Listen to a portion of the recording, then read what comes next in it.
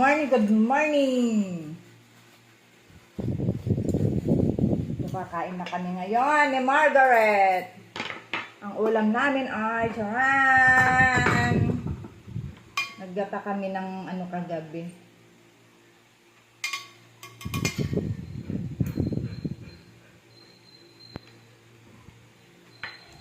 Tulingan.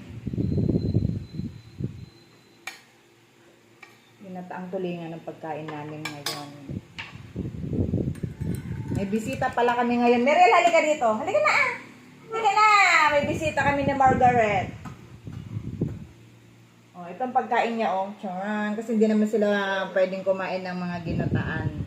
Ito, bulaklak ng gumamela ito. Pagkain ni Merel. At saka niya mga yun, oh. Potato, at saka carrots. Merel, oh, halika na, oh. Merel!